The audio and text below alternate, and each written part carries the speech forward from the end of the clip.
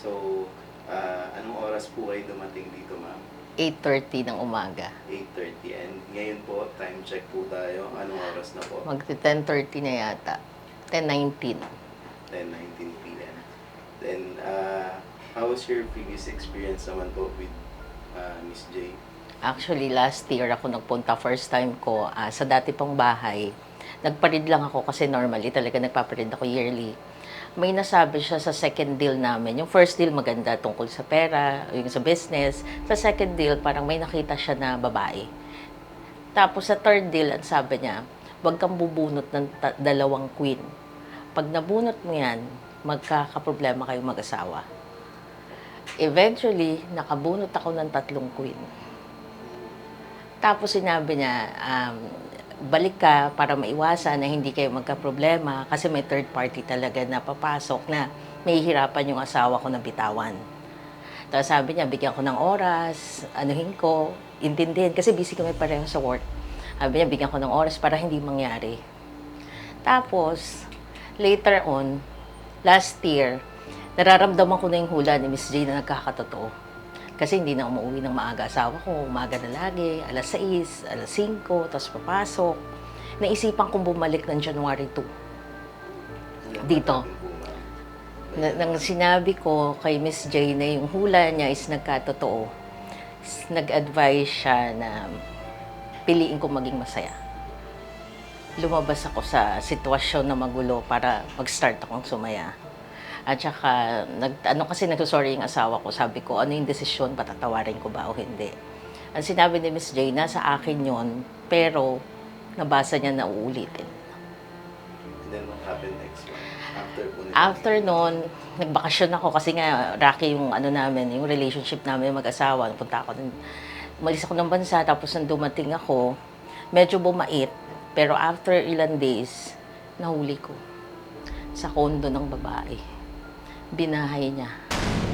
Tapos, umabot kami sa, nagpapulis na ako para lumabas siya kasi yung kotse ng asawa ko, nasa parking talaga ng kondo. Tapos, tinanong ko kung nasaan yung driver. Ang sabi, nasa gantong unit. So, nang kinatok namin, walang lumalabas. Until tumawag ako ng tulong sa barangay, sa pulis. Tapos may lumabas, dininay, na wala daw yung asawa ko doon, hanapin ko sa iba. Nagtagal kami 4 hours kakakatok. Eventually, lumabas siya. And then, anong po nangyari? Tapos, nagpunta kami ng Bausi. Tapos, after 2 weeks, naghingi ng sorry na magbabago na, titino na. Tapos, last week lang, nalaman ko na yung babae. Kasi at that time, hindi siya lumabas sa condo eh. So, hindi ko kilala. Wala talaga. Last week, may nag-tip off sa akin, anonymous, staff niya sa office. At nachichismis na buntis. And Tapos, about it known as pero hanggang ngayon, hindi umaamin yung babae. Pero yung asawa ko, nagsusorry lang siya sa nagawa niyang mali. At hindi na daw niya mababalik pa kahit anong sisi niya. Nangyari na eh. Kaya ako ngayon andito para humingi ng advice kay Miss J kung ano yung gagawin ko next. Kung ano yung mangyayari. Hi sa mga Nostronatics worldwide, sa mga abangers at bago kong mga subscriber. Ayun, medyo nakaka-excite yung babasahan ko today. It's 10 p.m. na siguro, past 10 na, Yes. no? So, past 10. So, si ate ay, anong oras ka 8:30. nakapila? 8:30 ng umaga, pero sa sobrang dami. Nakapag-antay si ate. I'm very happy, ate, for the effort, ate, for waiting for me. And si ate ay nag-remind sa akin, Jay, nakapunta na ako sa'yo dito. And this is my second time. Third time daw, third time. Hindi kasi ako maalala sa mga pumupunta sa akin dito kasi sobrang dami. So, I'm very happy na bumalik si ate ngayon. And, hindi ko alam kung ano nangyari sa reading namin before, pero may gusto lang din siya malaman ngayon. So, titingnan natin. Kasi, she gave me a hint na medyo, nangyari daw yung warning at yung pinakita ng mga baraha. So, ready ka na ate.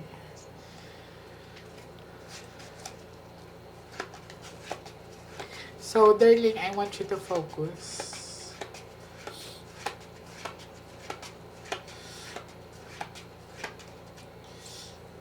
I want you to pick one card. Thank you. So, this is you, ate. I'm hoping that this is a red card.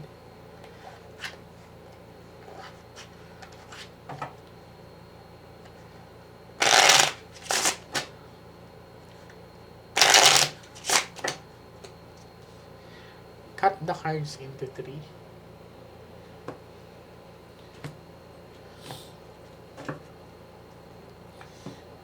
Kuha ka ngayon ate ng 7 cards of total. Lagay mo dito.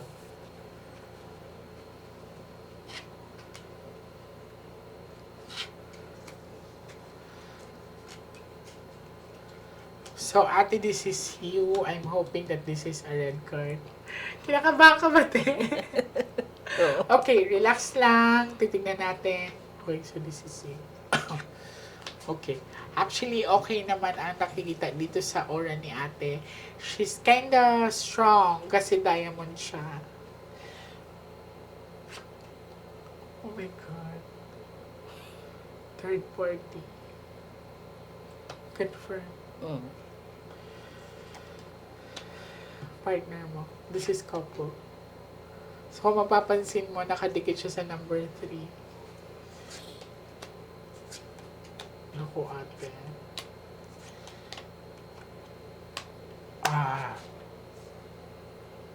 Ang sabi ng baraha, nandito kasi ang Ace of Heart, mag-stay ka daw sa partner mo. Kasi nandito ang Ace of Heart, ate. Ace of Heart is relationship. Though you are in pain, ate, this is 4 bucks of dark. Pero may awareness ka. Okay?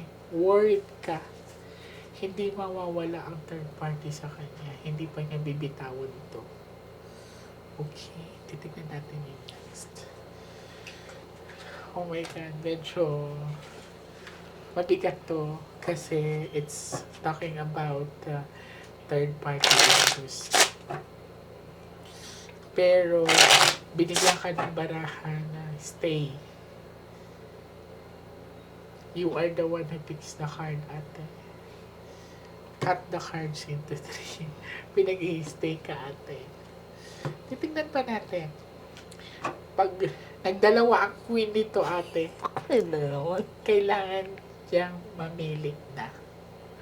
Pag nagdalawa ha, Last hula mo kasi sa akin, wag akong papili ng 2, 3 na ko. okay. Alam mo sa tense ni ate, natatawa naman siya. Pero namumula kasi siya. Pinahingwapawisan ako kasi baka makuha ko na naman yung queen. So, kuha ka ngayon ng 9 cards of total. Huwag ka magmadali. Diyos ko, Miss J, kasalanan mo to. Ikaw ang nagbigay ng ano. Kaya sa magpapabasa sa akin, talaga kailangan handa.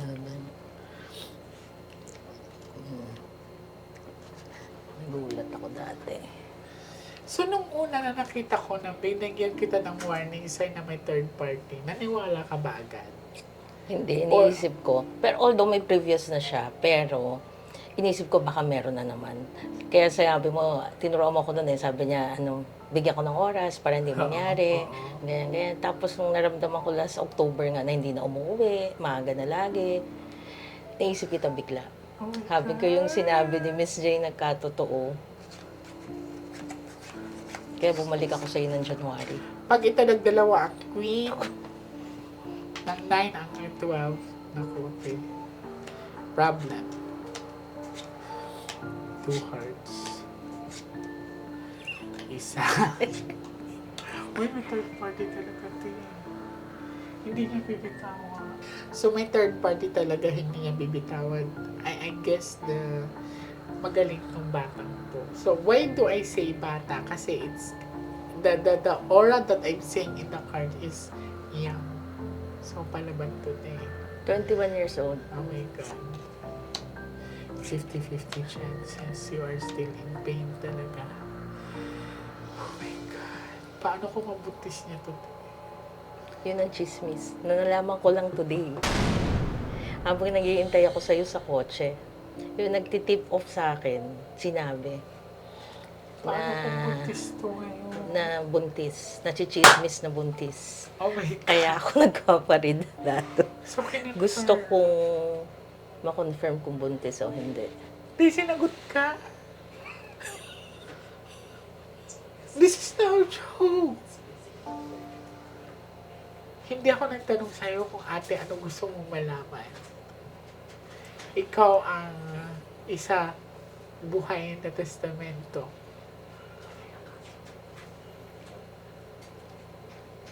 Ikaso mo na to, te. Pero I leave you the decision. Since na lumabas naman ang Ace of Heart, ang taas ng chances na buntis ang babae. Paano mo nakita yan, Miss J? It's because Queen of Heart and Jack of Heart. Mother and son. So, maaaring mabuntis niya ang babae. Third party. 5 is malaki yun siya.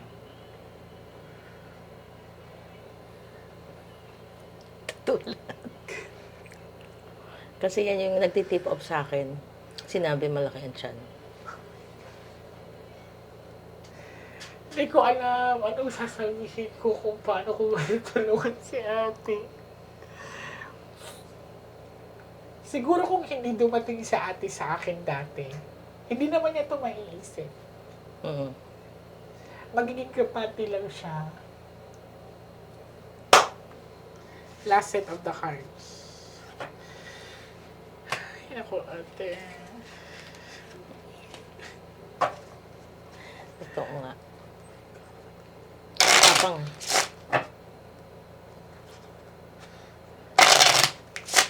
Pati ako kinakabahan. Cut the cards into 2.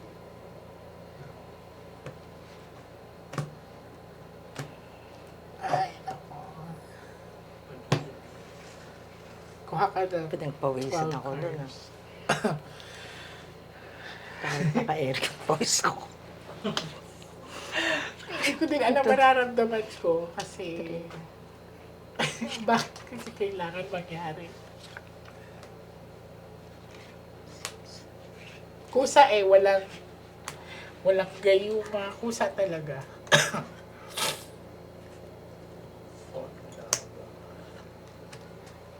Baka masagot. Mahal na asawa ko. Mahal mo ba asawa mo? Konti. Puro nagalit eh. Hanggang kailan ka mag-i-stay, ate? Hanggang kailan mo siya pagbibigyan?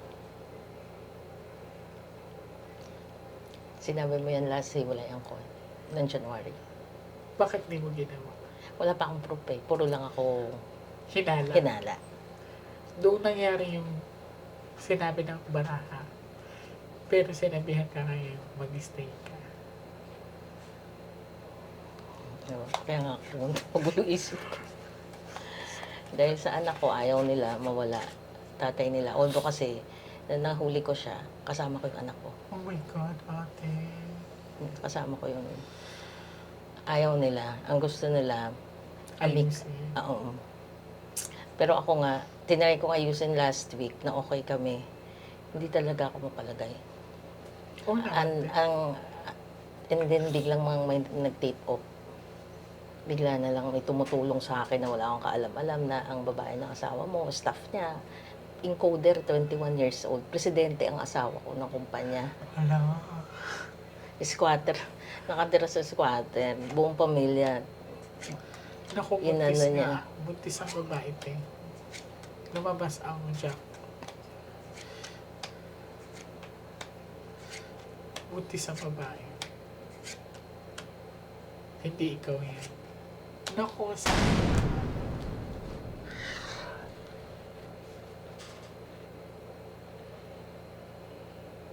Mabigat to. Nasa iyo ang desisyon. Igagalang ko yan, ate. Kasi this is 50-50 chances.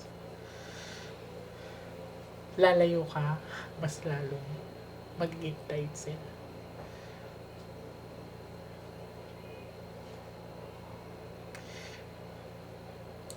Ang ma-advise ko sa iyo, ate, legally, kuha mo lahat kasi ikaw yung original. But the question is, kung ilalaban mo man to, mananalo ka. Ang tanong, magiging masaya ka ba? Hindi ko alam. Hindi ko na alam.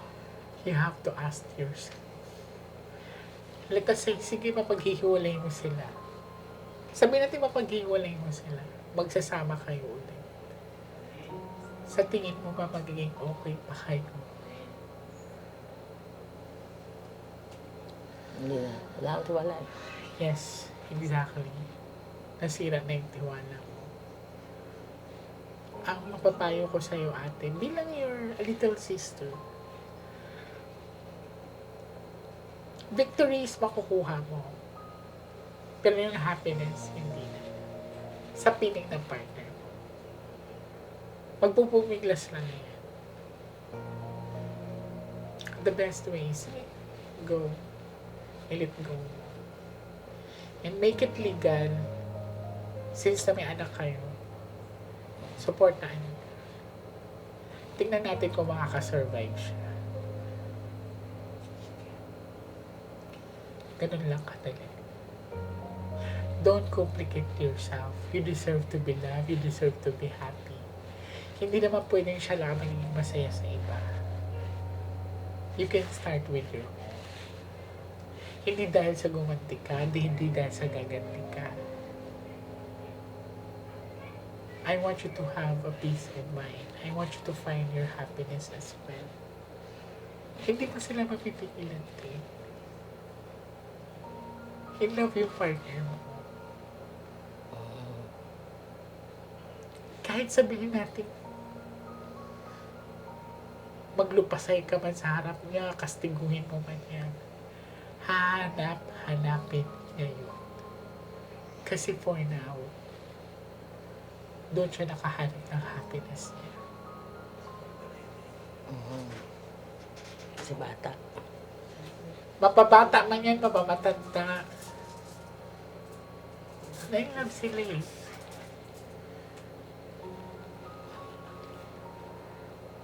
Anong gagawin ko? Parang wala, tatahimik ako? Or It's not really tatahimik ka, but make it legal. Kung pag-uusapan niyo man ang legalities, kung kanya niya suportaan and ask for your Hindi support kasi as ganito, well. diba? Presidente siya. Actually, it's bawal, diba? Di choice niya yun. Pwede ko siyang patanggal. Yes, choice niya yun. Isa yan sa mga consequences na haharapin niya. Kung gusto mo naman siya matanggal. Kasi unang-una hindi na siya bata eh. Alam na niya kung anong mangyayari once na nahuli mo siya. Inisip ba niya yun? At hindi, di ba? It's because in love siya. Wala siyang pakialam kahit mawala sa kanya. It's because nafe-feed siya ng happiness, ng fantasies. Kasi kung love ka niya, kung love niya yung family niya, kung love niya yung career niya, unang-una, hindi niya gagawin yun. Let us say, gagawin niya, pero hindi niya ibabahay. Pero binahay niya eh. Ibig sabihin, seryoso yun. Pwede siyang tumikim, okay. Diba? Natikman ko na yan eh. Tapos naman nangyari na sa amin eh. Bakit hindi niya binitawan? Ang hinihiling niya ngayon sa akin, peace. Bigay mo. Para magkaroon ka din ng peace of mind. Gusto niya manahimik ako. Na hindi siya matanggal sa trabaho, matanggapin ko lahat. Sige, ganito. Ang gusto niya set up, hindi pa siya umaalis ng bahay. Since nahuli ko siya ng March, never siya umalis ng bahay. Ang sinasabi niya, kaya hindi siya umaalis kasi mas pinipili niya kami, try mag-move on. Ako naman yung nahihirapan kasi mag-asama ko sa bahay. Yeah, I feel that. Magkahiwalay kami kwarto, tapos umuwi ng gabi, alam mo yun, lalo ako nai-stress. Tapos, ng last Monday lang, nakipag-usap, umiiyak, lumuluhod na tahimik na, gusto ko na ng peace, pagod na ako sa lahat, ganyan-ganyan. Mag-start na tayo, kalimutan ko. Until yesterday nga, may nag-tip off muntis. Tapos kanina, habang naghihintay ako sa'yo, may nagsabi, Ma'am, confirm. Kasi, umamin yung babae sa ka-office mate na ang tatay yung asawa ko. Oh my God, ate. It's kinda crazy. Kaya nag-iintay ako. Kaya ngayon, nag-text na ang gusto niya lang ngayon for now is peace. Na sana mabigay ko. Unang-una kasi, hindi mo talaga mabibigay yun. Kasi agrabyado ka. Ikaw yung agrabyado eh. Pero isipin mo din yung sarili. Wala ako sa posisyon na sabihan kita na, hayaan mo kasi buntis. No. Kasi nasagasaan ka. Pero you have to think of it. Yung future din ng bata. Anak pa din ang asawa mo. Unang-unang walang kamalay-malay yun sa sitwasyon. Alam ko mahirap. Alam ko hindi ganun kadali. Kasi kahit ako sa posisyon mo, kahit sino naman din. Kahit sino. Nag-iisip akong sumbong sa head eh. Okay. Isusumong mo sa head, matatanggal si kuya. Ang tanong, pag matanggal si kuya, paano niya kayo susuportahan? Yung ako, kaya ko kasi. Good. Kaya mo. Okay. You have the answer right now. If you think na kaya mo, do the right thing. You have the right na isumbong siya. Kasi parang sinasabi niya, yun na lang yung natitira nga sa buhay niya na hindi magulo. Parang nauupos na daw siyang kandila. Kaya gusto niya ng manahimik. Paulitin ko sa iyo, iiwasan niya. choice niya yun. Pinasok niya yan. Walang peace of mind sa ganyan. Not unless kung magkasundo kayo ng babae. Hindi siguro. Scheduling tayo. Ganon, Hindi diba? siguro. Tinawagan ko nga kanina sa galit ko. Tinawagan, how did you get the number? Hindi nagtitip off ka sa Ay, office. oo. Tinawagan ko, sumagot, ang tapang. Ako pa daw ang didemanda niya ng harassment. Dahil hinaharas ko daw siya. Sige, labanan mo. Ako Saan nalabanan ko ka? naman talaga siya. Labanan mo. Harassment. Tapos Pero kung hintayin ako sa babae, kung ako, ate, hindi naman din ako malinis, dumaan din naman ako sa part na yun, third party naman ako. Try mo pa kung baba, sana ko siya. Diba? Humingi ng tawad. Hindi. Hindi niya inamin. Sabi Of niya, course, wala akong ate. alam. Wala akong alam sa pinagsasabi mo. Kung may problema kayo, huwag niyo akong idamay. Of course, defense mechanism yun. Tapos sinabi ko, alam kong buntis ka. Hindi daw. Maglabas daw ako ng ebidensya. Eh marami nagsasabi sa office na malaki yung tiyan. Lumalaki. Hindi talaga sasabihin yun. Sino ba naman konti lang siguro ang aamin or pagkakaroon ng lakas ng loob para kausapin yung legal. Yeah. So, swerte ka na lang pag Kaya matanggap. iniintay ko na ireklamo niya ako ng harassment para magkita-kita kami. Go. Sabi nga, di ba? Kaso alis ako sa 26 punta akong Dubai, papahinga. Sabi ko sa asawa ko, pagdating ko, saka na ako magdedesisyon. Okay. Kasi ngayon Give time ako, to yourself. ngayon ko lang nalaman lahat. Tapos nag-text nga ako, sabi ko, hindi ko alam na buntis. Kala ko kasi wala na. Sabi niya, patitito na siya. Tapos bila na naman bumulag nga, buntis. Sabi ko, ano ba ito? Walang katapusan. So, anong nafe-feel mo ngayon na pinapakita sa'yo ng barahato na, syempre, dumalaw ka sa akin. Kada dalaw ko sa'yo, duguan ako. Pero at least may guidance ka, ate. You have this kind of preparation. Na Nag-iisip lang ako, magkakaroon ka. yung heart ba't lumabas? Ang heart kasi is like forgiveness, happiness, relationship. So, ang sabi nga, pinag-i-stay ka ng baraha. Baka kailangan ka pa talaga. Try nyo pang pag-usapan. Try mo pang, since na magta-travel ka, try to think everything. Every single detail sa atin. Kung makakatulong ba talaga na ba ipatatanggal mo siya. Uulitin ko, sinabi na nga ng barahan, the victory is yours. But the question is, where is the happiness to be found? Ano muna yun? Victory muna. Okay? Siguro, So, sige, thank you. sobrang Thank you, Miss J. Ako dapat magpasalamat sa pagtitiwala mo, ate. And sa mga makakapanood nito, alam ko hindi lang naman si ate ang dumadanas sa ganitong sitwasyon. And hindi ko naman din nilalahat na lahat ng third party is masama. No? nagiging masama lang kasi ang third party once na pumasok ka sa isang relasyon na okay sila mag-asawa at ikaw ang sumira sa relasyon nila. Magkaiba din naman yung naging third party ka kasi kasal sila pero hindi na sila okay ng partner nila at nagustuhan ka. So, there are two phases of third party. Ang hirap sa ganitong sitwasyon kasi parang ako ang naging susi na ate ganito. And sana magkaroon to ng aral sa lahat. Bakit nagagawa namin gumiti ni ate, tumawa ni ate? Which is, I really admire kay ate, no? Kasi kahit nakikita ko sa mga mata na yan, she's in pain, she managed to laugh.